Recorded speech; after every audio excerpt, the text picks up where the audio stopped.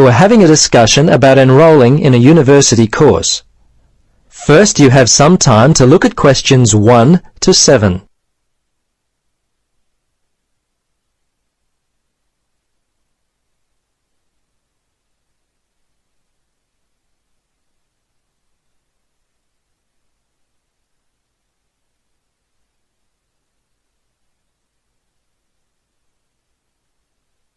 Now, listen carefully and answer questions 1 to 7.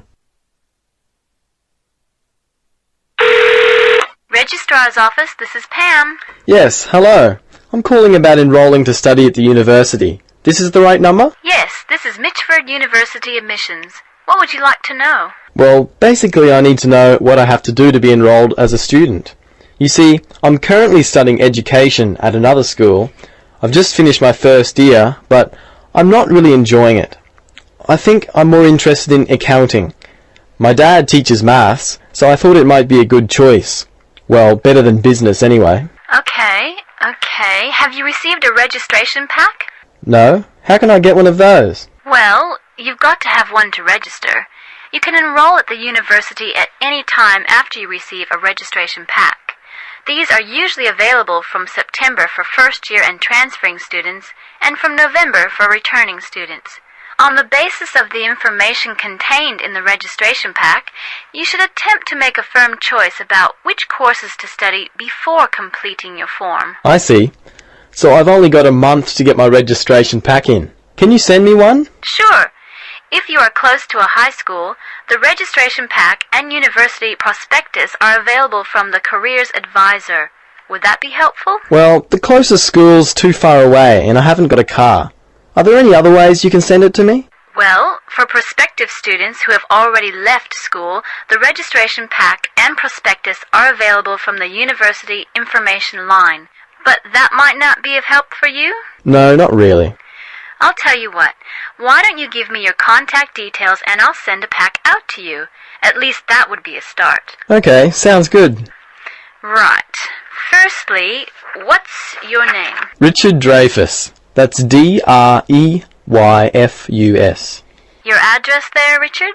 Unit 12, 15 Sportsman Avenue. That's S-P-O-R-T-S-M-A-N, Mermaid Beach. 4554. And your telephone?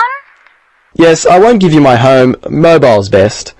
0414. Hang on a minute, I don't call myself usually. I think it's 0414 658 339. Yes, that's it.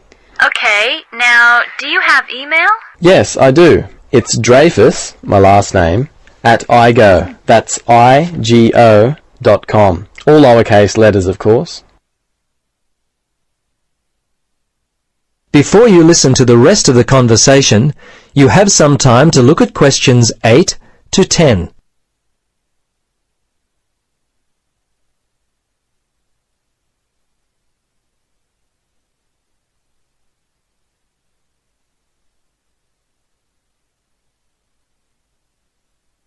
Now listen carefully and answer questions 8 to 10. Okay, that looks fine. Now, do you have any questions for me? Yes, I've got a friend who is interested in studying at the university. I'm not sure what would be the best way for him to register. Can you give me some suggestions? Sure, there are 3 ways to register.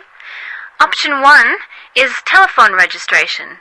Before you telephone, fill out the registration form included in your pack. This will ensure you have all the information that you require. The number is in your registration packet. Don't forget to hold on to a copy of your registration form for future reference. Yep, okay. Option 2 is registration by post. All you have to do there is complete the relevant sections of the registration form and post the completed form together with all documentation required in the envelope provided. All right. The third way is to simply come in. Visit the Student Information Center in the Information Services building, and your friend will receive personal assistance on how to complete his forms. Thanks very much. You've been most helpful. You're welcome. Good luck with your future studies. That is the end of part 1. You now have half a minute to check your answers.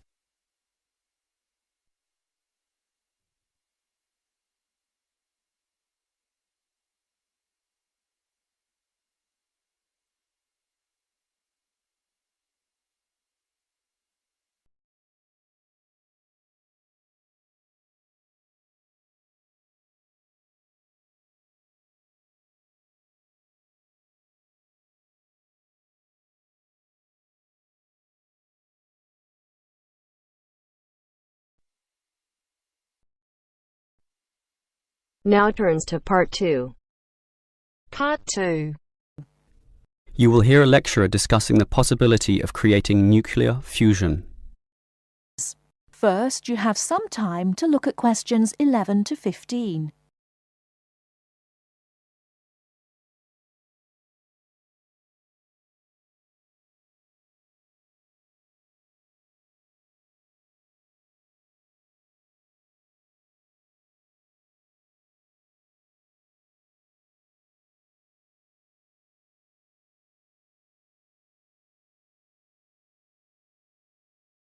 Now, listen carefully and answer questions 11 to 15. We look at the sun, a huge ball streaming out essentially limitless energy into space, and we think about how we need that energy here on Earth. Our oil reserves are running out, coal burning causes much pollution, and nuclear energy has many dangers. But where does the sun itself get its energy? The answer is that the sun makes it using fusion, or, more specifically, in a hydrogen fusion process. There is no pollution, no radioactivity, no waste products, and we have plenty of hydrogen. So, hydrogen fusion seems the perfect answer to our energy needs, and scientists have long attempted to achieve it here on Earth. So what happens during this process? The first step is to make two light atomic particles approach. In the case of our sun, these are hydrogen particles, the lightest and also the easiest to deal with. However, the problem is that the nuclei of atoms have electric fields, and fusion between these particles is opposed by their similar electric charge. They most naturally repel each other, and the nuclei of all elements are exactly the same in this respect. Thus, in order to overcome this repulsion and force them together, in the second step, the particles are heated. The trouble is, you need a lot of heat, incredible temperatures of the sort only seen on the surface of the sun. This is many millions of degrees, far higher than the melting point of any known material. Still, the concept is simple. The hot, wildly moving particles, which are now called plasma, will crash into each other, resulting in the third step, the fusion into helium, which releases energy and begins a self-sustained process. Before you hear the rest of the talk, you have some time to look at questions 16 to 20.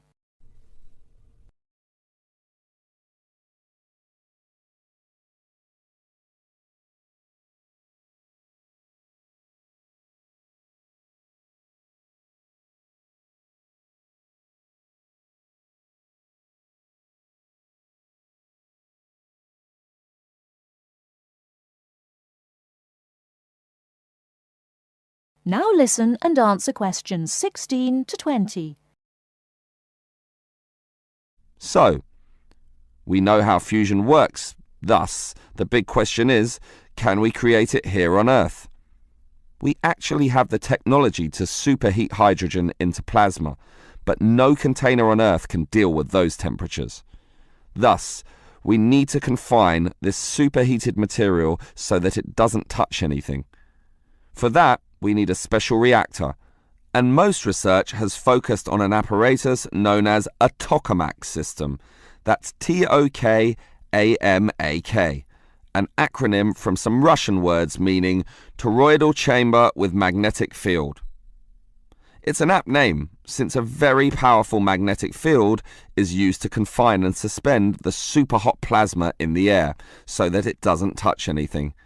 This is possible only because this plasma has an electric charge, which interacts with the magnetic field.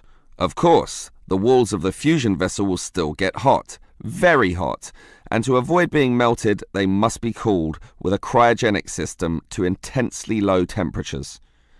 But now we are faced with the second problem. If we are to draw power from this system, the reaction must be continuous and controllable. However, when fusion begins, the plasma becomes unstable, and at these temperatures, that is a very serious situation. If we lose control, a disaster could result. Despite the obstacles, in 2010, a European device managed some success, but needed far more power to generate the fusion reaction than that produced from the fusion itself. Obviously then, it was not useful as a power source.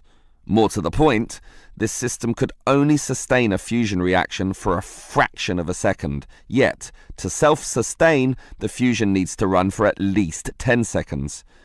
And the future looks bleak. Unfortunately, most scientists predict that many decades will have to pass before fusion power can become a practical reality. That is the end of part 2. You now have half a minute to check your answers.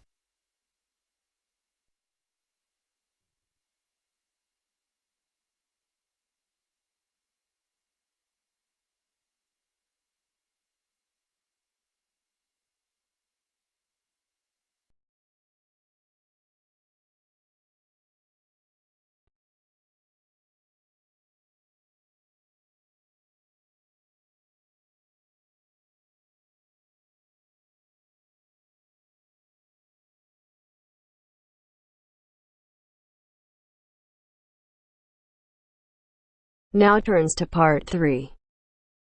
Part 3. Hear an interview conducted by an interviewer Spiegel with the scientist Peter Piot, who discovered Ebola, a dangerous disease. Both of them are conversing about the disease and its origin. First, you have some time to look at questions 21 to 25.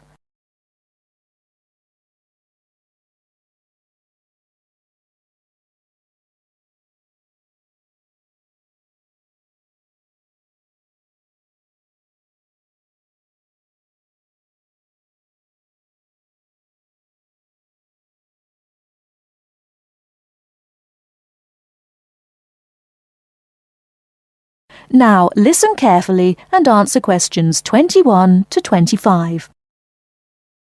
Professor Piot, as a young scientist in Antwerp, you were part of the team that discovered the Ebola virus in 1976. Can you tell how did it happen? I still remember. Someday in September, a pilot from Sabina Airlines brought us a shiny blue thermos and a letter from a doctor in Kinshasa, in what was then Zara in the thermos. He wrote there was a blood sample from a Belgian nun who had recently fallen ill from a mysterious sickness in Yambuku, a remote village in the northern part of the country. He asked us to test the sample for yellow fever. These days, Ebola may only be researched in high-security laboratories. How did you protect yourself back then?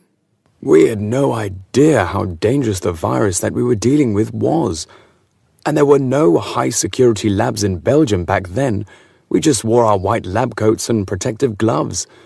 When we opened the thermos, the ice inside had largely melted and one of the valves had broken. Blood and glass shards were floating in ice water. We fished the other, intact test tube out of the slop and began examining the blood for pathogens using the methods that were standard at the time. But the yellow fever virus apparently had nothing to do with the nun's illness. No, and the test for Lassa fever and typhoid fever were also negative.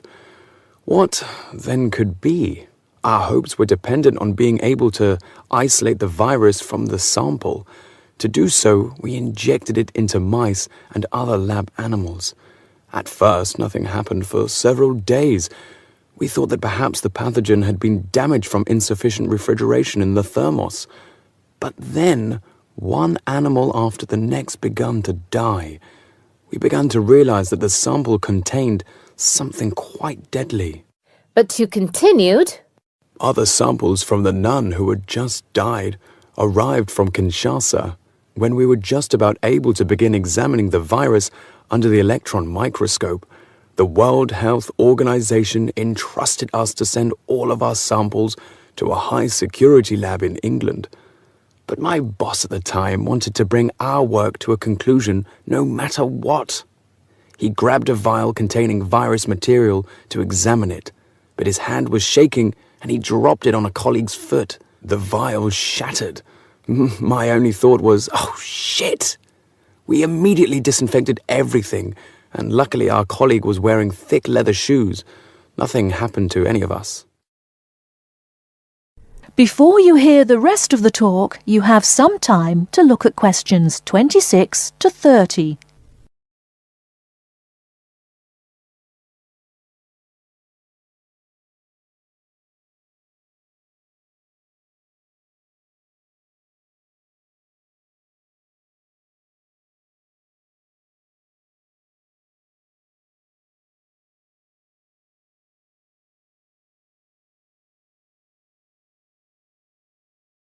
Now listen and answer questions 26 to 30. You were finally able to create an image of the virus using the electron microscope. Yes, and our first thought was, what the hell is that? The virus that we'd spent so much time searching for was a very big, long, and worm-like. It had no similarities with yellow fever. Rather, it looked like the extremely dangerous Marburg virus, which, like Ebola, causes a hemorrhagic fever. In the 1960s, the virus killed several laboratory workers in Marburg, Germany. Were you afraid at that point? I knew almost nothing about the Marburg virus at the time. When I tell my students about it today, they think I must be from the Stone Age. But I actually had to go to the library and look it up in the Atlas of Virology. It was the American Center for Disease Control which determined a short time later that it wasn't the Marburg virus, but a related unknown virus. Hundreds of people had already succumbed to the virus in Yambuku and the area around it. You were also the one who gave the virus its name. Why Ebola? On that day, our team sat together till late into the night. We had a couple of drinks discussing the question. We definitely didn't want to name the new pathogen Yambuku virus, because that would have stigmatized the place forever. There was a map hanging on the wall, and our American team leader suggested looking at the nearest river and giving the virus its name. It was the Ebola River. So by around 3 or 4 in the morning, we had found a name. But the map was small and inaccurate. We only learned later that the nearest river was actually a different one. But Ebola is a nice name, isn't it?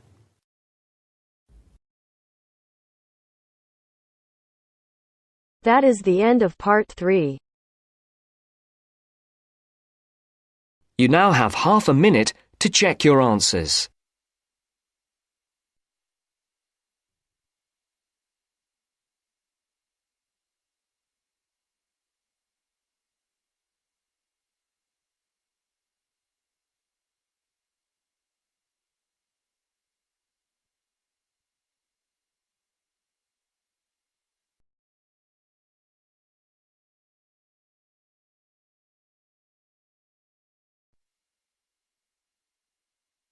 Now turns to part 4.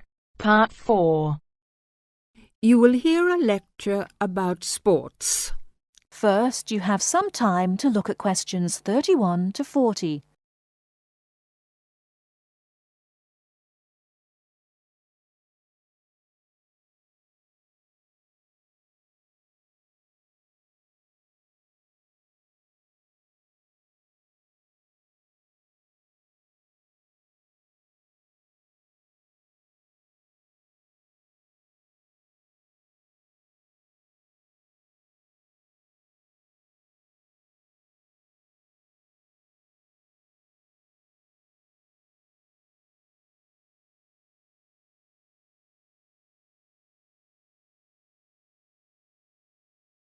Now listen carefully and answer questions 31 to 40.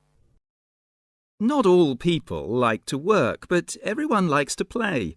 As sports help people live happily, they help to keep people healthy and feeling good. When people are playing games, they move a lot. This is good for their health. Having fun with their friends makes them happy. So all over the world, men and women, boys and girls enjoy sports. Since long ago, adults and children have called their friends together to spend hours, even days, playing games. Sports usually take a variety of forms. Organised competitions, which draw huge crowds to cheer their favourite team to victory, athletic games, played for recreation anywhere sufficient space is found, and hunting and fishing. Most sports are seasonal, so that what is happening in sports depends on the time of the year. As sports change with the season, people often do not play the same games in winter as in summer. If you want to know what others' favourite sports are, first of all, you should find where they live. Generally speaking, people in hot areas are fond of swimming, while people in cold places love skiing or skating. In this case, surfing is believed to be an important sport in Hawaii. The Pacific Ocean sends huge waves up on the beaches, waves that are just right for surfing. Some sports, including wrestling, boxing, horse racing, etc., are called spectator sports, as the number of spectators greatly exceeds the number of players in the game. Other sports are called participant sports, drawing a crowd of onlookers only on special occasions, such as tournaments. Some sports are commercial and professional, with players who are paid for their participation and with audiences who pay admission to watch.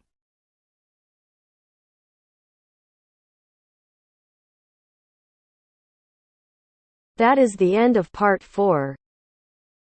You now have half a minute to check your answers.